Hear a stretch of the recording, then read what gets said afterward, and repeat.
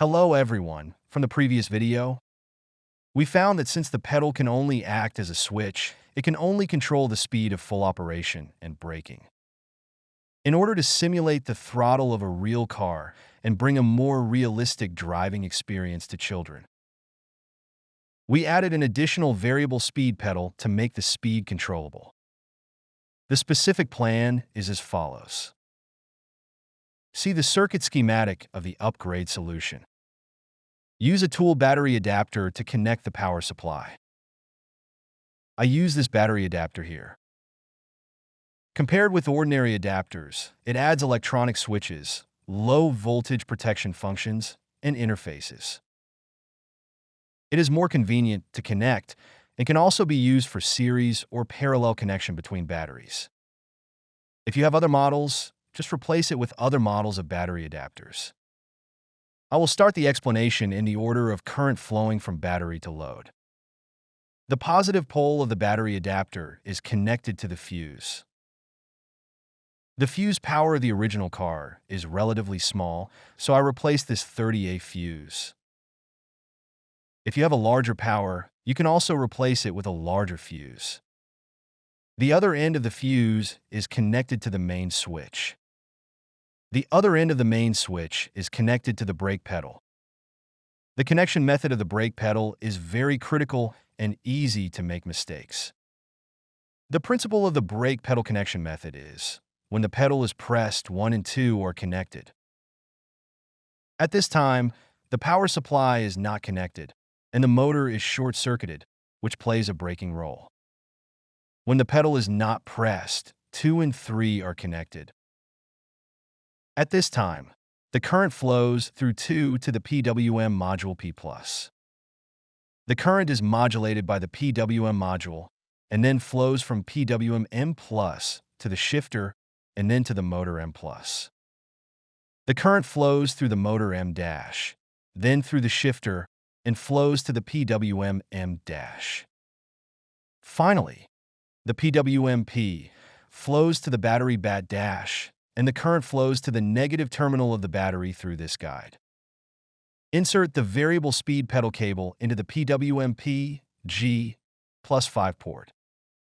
By pressing the variable speed pedal, the output voltage changes from 1 to 4V. The PWM module outputs a 100% PWM value based on this input. If it is 4V, the PWM output is 100%. The speed is maximum.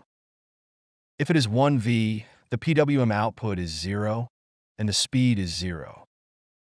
If the value is in the middle, the speed is the middle value. Let's compare the previous video and the schematic diagram of the simple modification plan to see the difference between the plans. According to the comparison of the schematic diagram, the difference is that the brake pedal connection method is different. And now this solution has added a variable speed pedal, which can achieve adjustable speed and a stronger driving feel. For specific adjustments and modifications, follow 2 steps. Note that this step is based on the previous video. If you are not sure, it is recommended to watch the previous video first. Step 1. According to this schematic diagram, reconnect the connection wire of the brake pedal. You need to use a multimeter to measure the 2 states of the pedal pressed and not pressed, and determine the positions of the pedal pins 1, 2, and 3.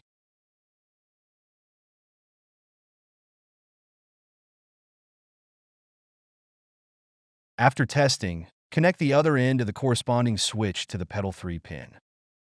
This 2 pin is connected to the PWM P+ port. This 1 pin is connected to the PWM M port. After the connection is completed, fix the brake pedal. Step 2. Install the variable speed pedal on the other side. There is no hole in this position originally. When the variable speed pedal is installed directly, the variable speed pedal cannot be stepped on, so this pedal accessory needs to be added here for installation. If you don't want to buy the pedal accessory, you can also drill a hole here and install it, Otherwise, the variable speed pedal cannot be fully stepped on.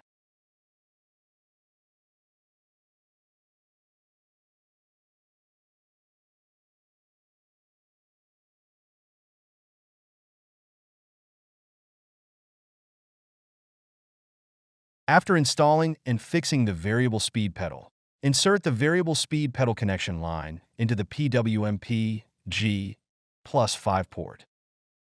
This is the modification. Note, after this connection, the speed shift pedal is on the left and the brake pedal is on the right. The reason for this installation is to minimize the changes.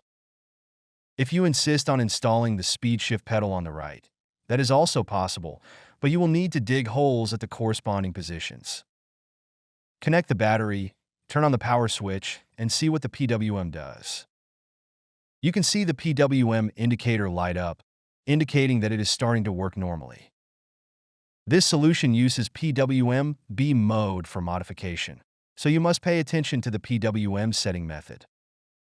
The speed setting method is different from the modification solution in the previous video. At the same time, this solution has a variable speed pedal, so the soft start time requirement is also changed. Now we start the software setup. Set the speed first. Turn the switch to the P position, and the screen number indicates the current setting percentage. In PWM B mode, the actual speed is 100% minus the set value, and the final value is the actual speed value. Note that it is easy to make mistakes here, and this B mode is different from the A mode. For example, we want to output a maximum speed of 90% of the full speed. Then we need to set PWM to 10. Because PWM max equals 100, PWM setting value. If we want to output 100% speed, we need to set it to 0. The setting method is to switch the switch to P first, and then short press the up or down key. At this time, the screen numbers are flashing.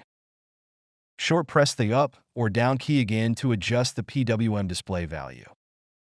I want the fastest speed, so adjust the number to 0. After setting, be sure to press the OK key to save the setting. Next, set the soft start time. Turn the switch to the T position, and the screen number indicates the current soft start time. At this time, short press the up or down key, and the screen number will flash. Short press the up or down key again to adjust the soft start time. The setting range is 1 to 30 seconds, and the default is 10 seconds. Note, the minimum value is 0.1 seconds and cannot be set to 0. If it is set to 0, PWM will not output. In this mode, soft time controls the sensitivity of the variable speed pedal. The larger the value, the lower the sensitivity, and the smaller the value, the higher the sensitivity. I set it to 6 seconds. After setting, be sure to press the OK key to save the setting. In this way, our soft start time is set. After the wires are arranged and fixed, it can be used normally. Watch the video to see the effect after the upgrade and modification.